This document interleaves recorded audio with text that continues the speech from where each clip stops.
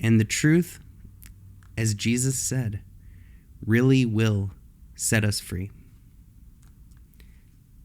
And the truth is that we are not slaves to our mind. Our mind is the servant of who we truly are. It is a tool, a powerful tool for problem solving and finding creative solutions.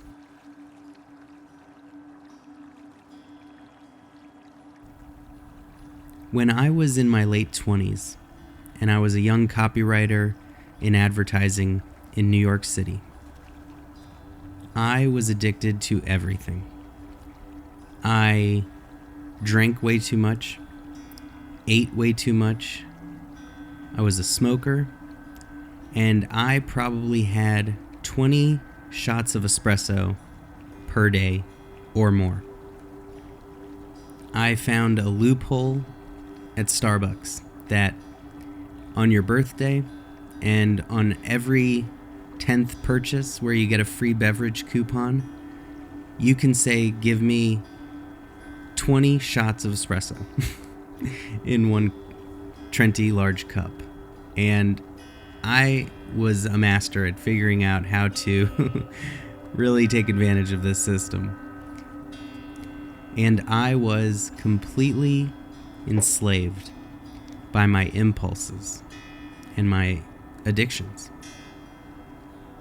But instead of conquering each one separately, the more I was able to practice letting impulsive thoughts come and go, the more not only did every addiction naturally fall away, but the less and less those impulses would appear, and the more peaceful, calm, and quiet my mind became. When we were kids, we would all jump off a bridge if our best friend told us to do it, if all of our friends were doing it. We were very impulsive, and we not only listened to terrible ideas from our friends, but we would pretty much act on anything in our mind. Whatever impulse, whatever urge, whatever terrible idea that popped into our head, we would act on it. We didn't have the front part of our brain developed to know better than to act on every impulse. When we got older, we became more able to have impulse control, but we did not reach the full lesson, which is we don't have to believe any thoughts in our mind. We don't have to obey them, and we don't have to believe them. The reason we are not happy is never our own fault, according to the thoughts in our mind. It is always because of the circumstances in our lives. And that is a much better story that the real us, the person that witnesses the thoughts, wants to believe. And so with a comforting story like that, where we are the hero against a crazy, stupid, evil, chaotic world, our mind is able to fully take us over, and we become enslaved to constant thinking, that reassuring mental stream of thought that always criticizes others, judges everything that everyone else does as negative, so that we, in our own mind, can be perfect.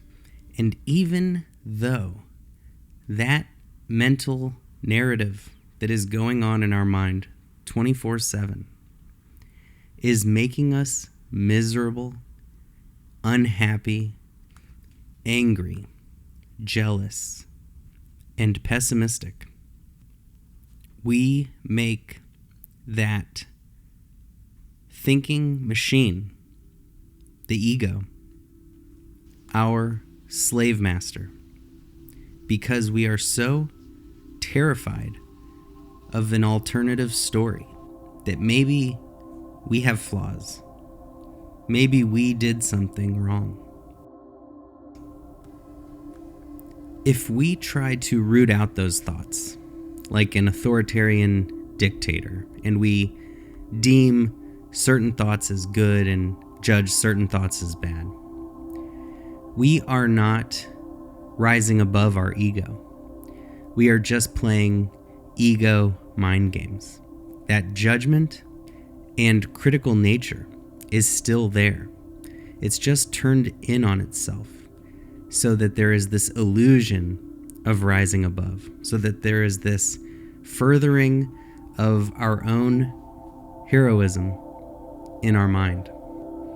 And it actually keeps us enslaved because we are always on guard, reacting against our will to the thoughts that pop into our head. And so the mind still has us in control.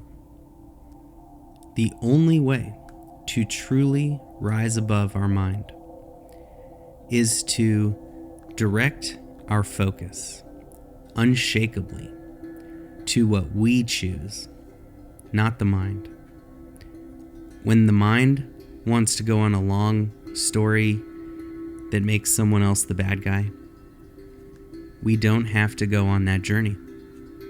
Instead, we can simply witness the thoughts come and go without acting on them and without reacting to them.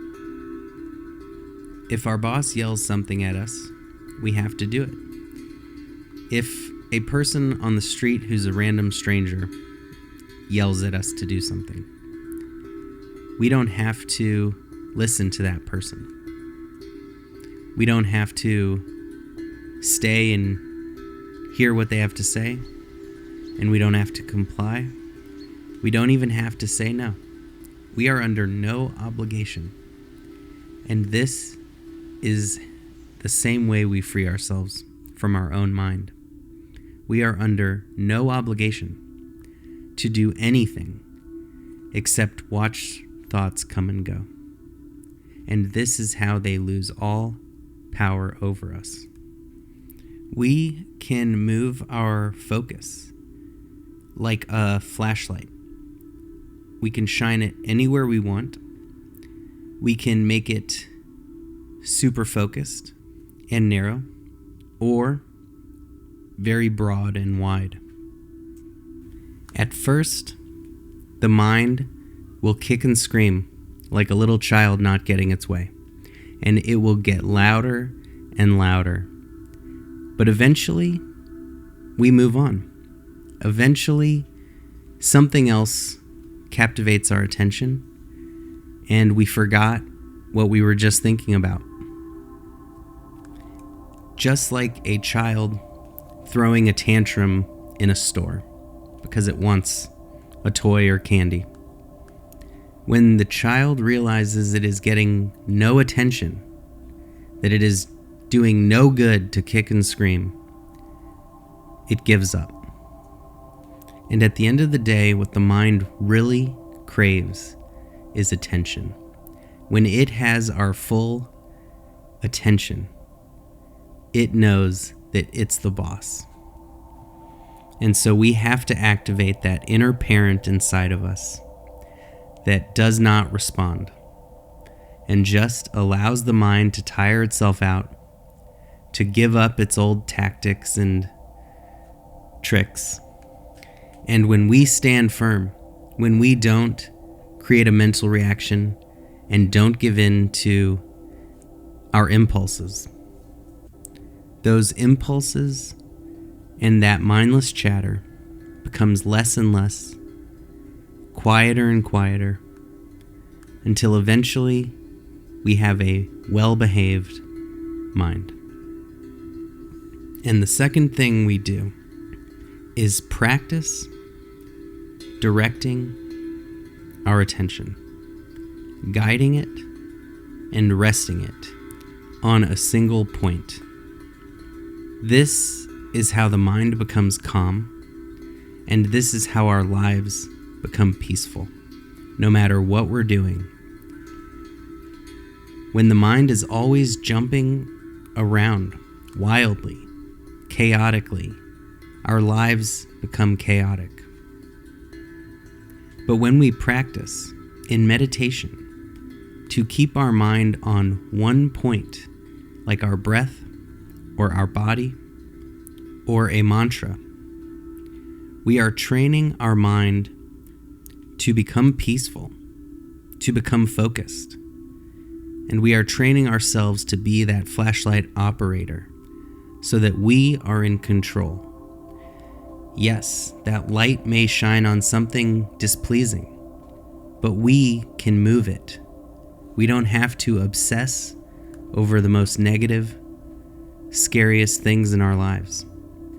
We can turn that flashlight's beam to where we know that we can make the most progress for ourselves, make the most improvements in our lives, and not get bogged down by pessimism and insecurity. The more we practice directing our gaze of awareness, the more control we take over our habits and actions, and eventually we're able to consciously create the life of our dreams.